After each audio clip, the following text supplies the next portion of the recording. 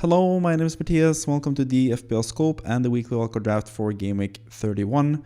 Game Week 31 is actually a pretty popular game week to wildcard in, and especially for those of you guys who still have your free hit left and can free hit in 34, it's a nice way to set up your team for Game Week 37, and you can still have a really nice team in the immediate future and also in the long term. So I'm keeping that tactic in mind for this team as well. This is with the prospect of using the free hit in Game Week 34. So if you don't have your free hit left in Game Week 34, you probably should look at different potential squads than this one. But I'm also going to talk a little bit about which players you could target for Game Week 34 as well. If you're not free hitting in 34, like you should do if you are currently wildcarding in Game Week 31. But with that out of the way, let's get into the team, which is kind of close to what the team was in Game Week 30 for what it's worth. It's just a couple changes on the fringes of things. And speaking of fringes, you probably noticed if you've seen a couple of videos from me lately that my hair is different and I have no beard, and that's because I got a haircut. But you don't really care about that too much. You're here to watch Fantasy Premier League content, and that's what I'm going to provide to you here with the weekly wildcard draft, which is something that I do every single week, where I try to wildcard the squad that I think is the best squad to have in Fantasy Premier League going forward until the end of the season, basically, at this point. I should also note that if you haven't seen this before, the way I do this video and the way I present the squad is that I present the first player, which is going to be the first pick of the draft. And that means that it is the player that I think is the most important player to have in Fantasy Premier League currently. And then the 15th player is going to be the player that I think is the player that I'm the most unsure about having in my squad currently if I was wildcarding myself. But for what it's worth, I'm not wildcarding myself. I free hit it in Game Week 29 and have a pretty good team for the next few game weeks. And I'm going to dead end into Game Week 34 and then wildcarding Game Week 35. But still, I have some pretty good thoughts, I think, about what you should do if you are on a different tactic from me. So let's go into the first pick of the draft, and that's going to be Cole Palmer, just like last week. He is absolutely fantastic. He got another huge score this past game week with 15 points against Burnley, proving that he is a really good captaincy option. All three of the captaincy options last week, basically, Palmer, Son, and Salah, were all really, really good. Palmer ended up scoring the most points out of all of them. And I still had him as the number one pick last week because, yeah, he's just that good value. He gets so many points. He's on penalties, as we saw against Burnley. Scored another beautiful penalty, Panenka this time, and scored another goal on top of that as well. His underlying stats are really, really good. Set pieces, penalties, open play. He basically has everything, Cole Palmer, and for the really cheap price of 5.9 million now, which is still a bargain. So if you don't have Palmer already in your team, you should definitely look into bringing him in, and it shouldn't be a problem because he's so cheap and you can get him from basically anywhere. So if you don't have Palmer in your squad, whether you're wildcarding or not, get him into your team because he's that important player. He's that important to have, especially with Chelsea having really good fixtures in the immediate term, and also past Game Week 34 as well. They have two double game weeks most likely in Game Week 36 and in Game Week 37. So Palmer is just absolutely essential at this point of the season, and has been pretty much for a long time in this season, because he's just so good value, and you need to have him in your squad basically.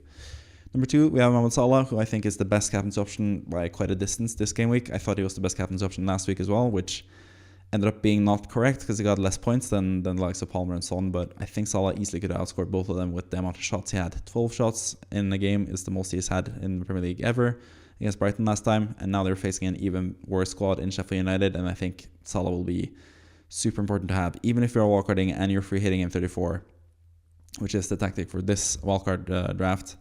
I think Salah is still like the second most important player to have, just because of the captaincy this coming game week, and also the fixtures before that as well, against Man United away, where he usually does well, and then Crystal Palace at home in Game Week 33 as well is also a really good fixture for Salah. So yeah, Salah comes in at number two as the best player of all time, basically, and yeah, he's in the team for that reason.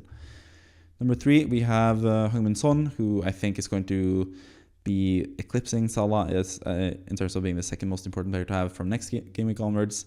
I've seen a lot of people actually sell Son to make room for Salah, and I think that's a really short-sighted move in general.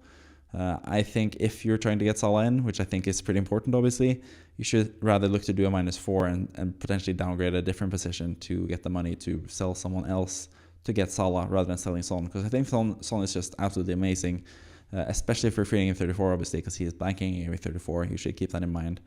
But even before that, West Ham away should be a really nice game for him. West Ham conceded a lot of goals, conceded a lot of shots. Son has always done really well against West Ham, and he's going to get a lot of points in this game, as a certain other member of this wildcard squad did this past game week. But then Nottingham Forest at home after that, and Newcastle away. We just saw how bad Newcastle away or Newcastle are basically, whether it's at home or away defensively, especially now with Lascelles out with an ACL injury. That's going to be a huge explosive game for Son and Spurs in general. So yeah, really like Son in general, and I wouldn't sell him for Salah. Personally, I would try to get Salah in some other way, but both those guys are really good picks, and Son comes in at number 3, just behind Salah, just because of this next upcoming game week where Salah is the best captain's option, basically. But yeah, Son at number 3, still a really important player to have, still a really good player, whether he plays on the left wing or if he plays as a striker, he's going to be really effective and a really good player in FPL. Number 4, we have Alexander Isak. I did mention someone else that scored a lot of points against West Ham, and Isak got 15 points against West Ham this past game week. I said before the game week that he was the player that I was the most afraid to not have, and sadly for me, that ended up being true because he got 15 points that I didn't get any of because I don't have Isak in my own team. But if I was wildcarding, I would definitely have him in my squad this week. I said the same last week. He was number 4 pick last week as well, and he's made even an attempt to break into the top 3, but that's going to be really difficult. But Isak is just an amazing player, obviously. He's always struggled a bit with injuries since he came to the Premier League, but now he's looking fit. And Callum Wilson, his striking partner / rival in Newcastle, is injured, so Isak is going to play every game. Everton at home next game week is also a really nice fixture for Isak, and then he has decent fixtures after as well against Fulham and Spurs before game week 34, where you're most likely going to free hit. But yeah, Isak, absolutely amazing player. You should jump on him as soon as you have the chance, basically. If you're free hitting in 34 especially, because yeah, he's just a really good player to have, and you want him until he potentially gets injured. You could at least have him in your squad and then sell him. That's easier than looking into potentially bringing him in. If he gets like a small injury, it's much easier to have him in your squad and just keep him rather than buying him. So yeah, just buy him now that he's healthy and fit to play, and deal with potentially injury issues, small niggles or small other issues. Just deal with that when it comes basically to that point, if that happens at all. Maybe he just stays healthy and is the starting striker for Newcastle for the rest of the season. You don't really know. But yeah, Isak, fantastic player, fantastic person. I don't know. I love Isak in general. Number 5, we have Malo Gusto, who keeps this number 5 spot as well. It's pretty similar draft to last week. It's actually to the T, the exact same draft as last week, because I think the draft was really good. And Gusto as well, he blanked this past game week against Burnley, but he had several chances created. He had one big chance created as well, and also had one big chance missed. So could have been a much higher score for Gusto against Burnley, and if that was the case, he would be the most popular defensive pick by far, and I think he should still be that, because I think he's going to play for the rest of the season. I think Reece James, there's still uncertainty about him playing at all this season, and Gusto has played really well in his place and is super attacking, can get attacking returns, can obviously get defensive returns as well, but when Chelsea conceded twice against Burnley with 10 men, it's not looking good defensively, but offensively especially, I think Gusto's a really nice pick, and also has really good fixtures immediately, and then after game 34 as well, where you're most likely going to free hit if you are wildcarding this week.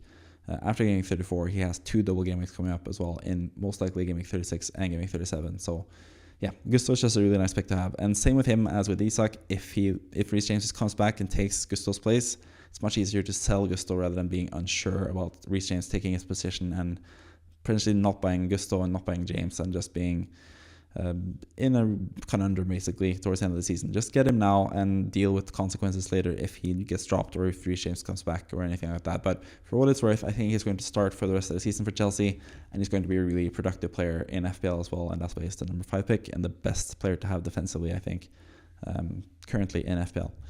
Number 6, we have Destiny Udogie, not far behind. He's also super attacking. He does not have a fixture in game 34, obviously, so keep that in mind if you don't have a free hit yourself in 34. Maybe go with someone else than Udogie, but even still, he has really good fixtures before that. He's super attacking. He's in the box all the time. Could have easily had a goal as well if Timo Werner had passed him this past game week against Luton as well. Spurs as well, I think they're going to be slightly better defensively once Mieke van de Ven is back fully fit, and he is right around the corner, basically. So I think defensively, Spurs will be really good. Offensively, Udogie has proven that he's super attacking and gets into really good positions.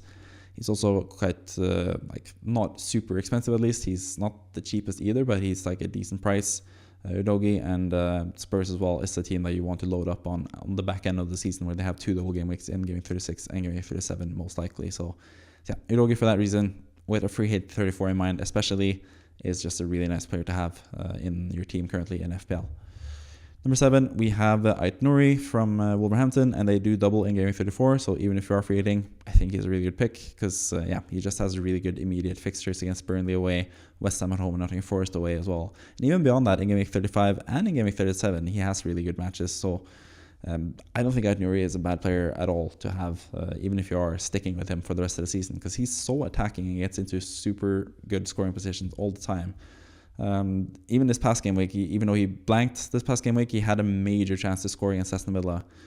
Basically got the ball clean through and could have scored, but he was basically a bit perplexed, I think, from getting the ball so easily inside the box and having such a good chance to score that he kind of scuffed the finish and hit Martinez instead of scoring a pretty easy goal. So, but either way, that gives you some insight into the potential of Ait-Nouri.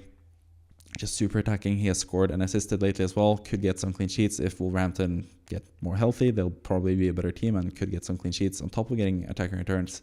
And that bodes really well for someone like Ait-Nouri. So I think he should be in your team for basically really, really good fixtures. And especially if you're not free hitting in 34, he's pretty much the most important defender to get currently because of the double game week in 34. And on top of all the good fixtures apart from that as well. But Ait-Nouri comes in at number 7, even with free hit 34 in mind.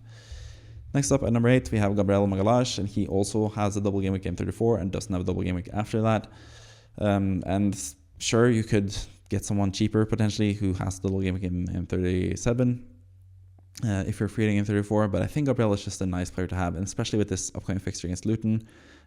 It's actually not as good of a defensive fixture as you could expect because Luton have scored, I think, at least one goal since like game week 12 or something like that. Like they've been scoring just every game. They just seem to get a scrappy goal every single game. But if anyone could stop them, it would be Arsenal, who just stopped Man City from scoring against them at the Etihad. The first team in 38 matches, I think, or first time in 38 matches that City haven't scored at home at the Etihad. So that just proves how good defensively Arsenal are, and Gabriel is at the heart of that defense and with the most goal threat in that defense as well. So yeah. He's just a really nice placeholder player to have in case something goes wrong and you get some injuries and stuff. He's just a nice player that you can have and depend on, even if it doesn't have double game weeks and even if you have tough fixtures as well. He's going to be someone that could potentially get you some points. So, yeah, for all the game weeks that are not double game weeks, I think it's just too important to miss out on. So, he comes in at number 8, even though you could spend your funds around and get players that are more suited for this tactic than Gabriel is. But, yeah, he's still a really, really good pick. Number 9, we finally have a new player on the board because basically the first 8 players were the same as the first 9 players last week. It's just one difference in the number 7 pick, who's also going to be in the squad, by the way. But number 9, we finally get a new player, and that is Rodrigo Muniz from Fulham.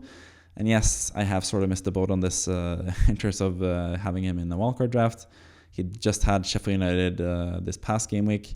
I probably should have included him in my squad as well, but I don't know. Muniz, I just want to give him some props, and I think even still, if you just want someone cheap who also rotates really well with a different player that I'm going to have later on in the draft, if you just want a really cheap enabler up front, I think Muniz is the player that is most likely the one to score you the most points towards the end of the season.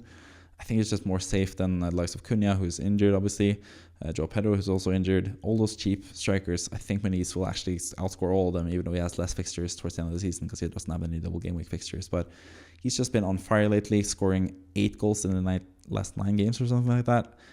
He's just been absolutely insane. He's passed the eye tests. He's been scoring goals left and right. He's been scoring braces here and there as well. He's just an amazing striker, and he's going to be the starting striker for Fulham towards the end of the season now as well. So good fixtures on top of that. Doesn't have any double game week fixtures, but has really good fixtures in general. So yeah, he's the one that you could easily keep until game week 37 at least. Or you could also just easily upgrade him to someone like Joe Pedro or Cunha or something like that for a 1-week punt instead. But in the meantime, Muniz is going to be a really good player, really cheap and really good attacking-wise.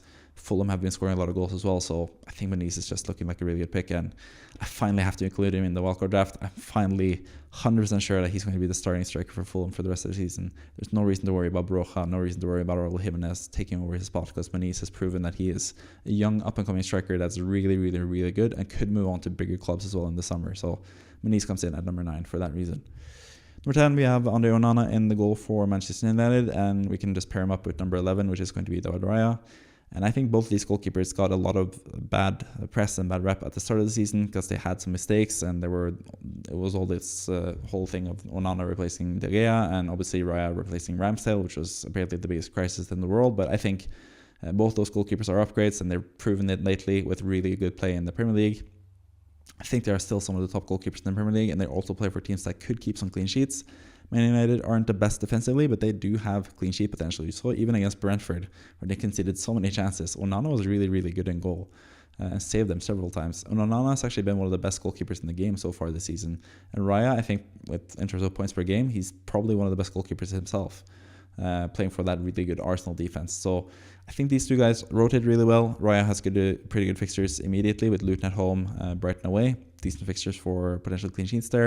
And then after that, Onana has really good fixtures, and especially with the double game week fixture in game 37 as well for Onana. I think he's a really good option for that reason. So there are some other goalkeepers you could go for, especially if you're not feeling it in 34. You could go with someone like Pickford. You could potentially go with him rather than Raya as well, and save that Arsenal spot for someone offensively minded potentially as well. But I think Raya is just really solid. Onana is really solid as well. And I think it's a pretty good goalkeeper rotation pair as well, despite them being kind of expensive. But at the same time, you sort of have to pay a premium now to have players that have double game weeks in those fixtures, because it is basically a lot of good teams doubling in game 37 especially. So yeah, that's why Onana and Raya are in the squad at number 10 and number 11 respectively. Bukayo Saka comes in at number 12, and he's basically just a one-week punt at this point. Luton at home, I think, is just too good of a fixture to pass up. I wouldn't sell him if I was wildcarding this week because, yeah, he has a really good fixture now against Luton. He could score a lot of points. He could potentially be the highest scoring goalkeeper or highest scoring player in that game week. He does a double in 34, but if you're free hitting in 34, it doesn't really matter to you. But if you're free hitting in 34, just have him for this game week, and then you can sell him for Foden or Maddison or something like that next week. I think that's the best plan basically for this team. And even if you have to keep Saka, kind of like Gabriel and Raya, if you have to keep them for the end of the season, it's not the end of the world because they are really good players that can get a lot of points.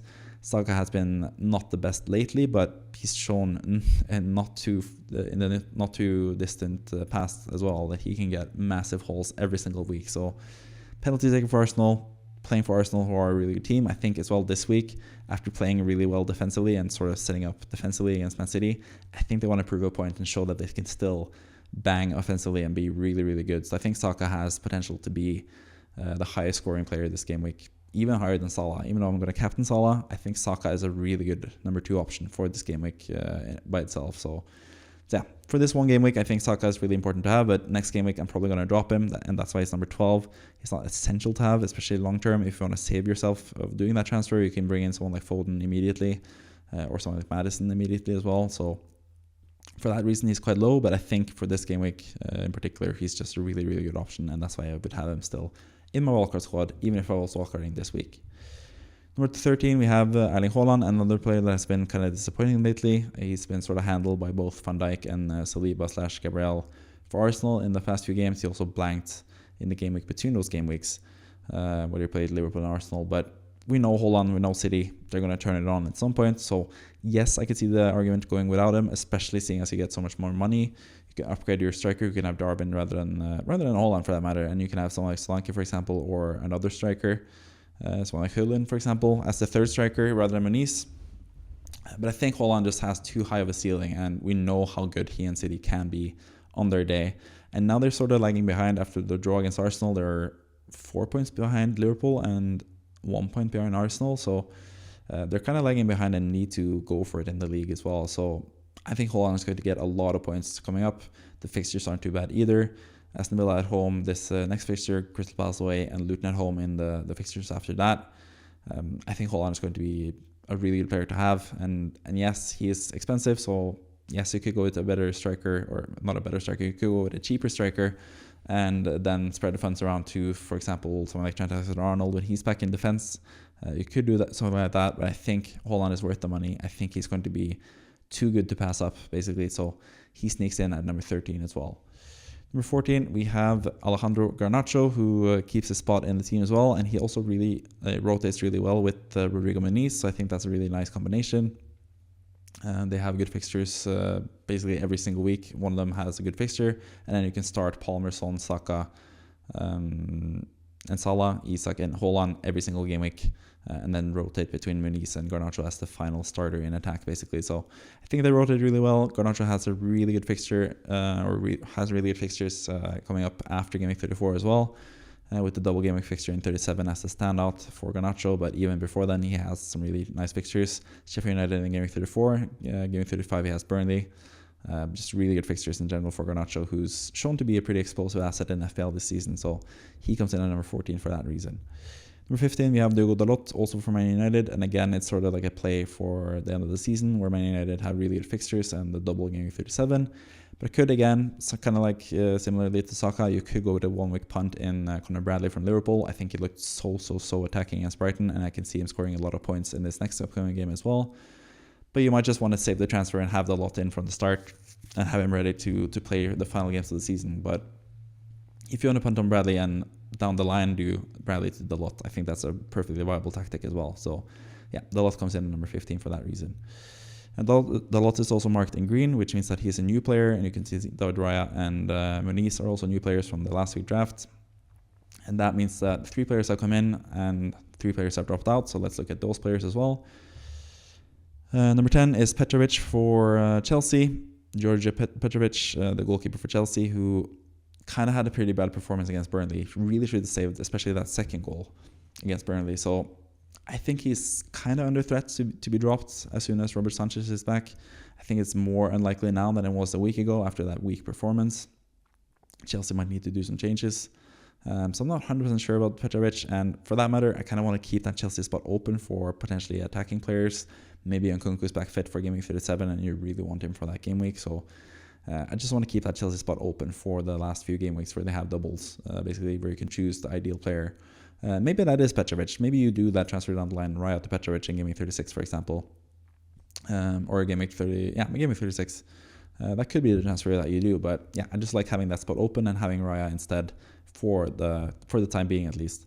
And Acuna, he is still injured. I was hoping that he would be back for the Burnley game, but he's still looking a bit 50-50 for that game. He was apparently back in full training this past week, and I expected him to sort of be in the squad for this game against Aston Villa that they just played, and then be ready to start against Burnley, but don't really know yet if that's going to be the case. So for now, I left them out, but again, if you get some team news about Cunha starting in the game against Burnley, you could make a case to sell Muniz and bring in Cunha in that position as well. So just keep that in mind. But yeah, Cunha would be really nice to have if he was fully fit, but that's the same for a lot of Wolves players because Pedro Neto's injured, Hwang Hee-chan is injured as well. So yeah, they really need those offensive players back. But Cunha, if he's confirmed to be starting against Burnley, could definitely consider him. But if he's going to be out against Burnley as well, I think Muniz is just a better short-term option than Cunha. So yeah, Cunha drops out of the team as well. So that's basically the whole team. 15 players, a full squad of 15 players. I think you should be able to afford this team as well. Obviously, there are some downgrades you can do if you can't afford it.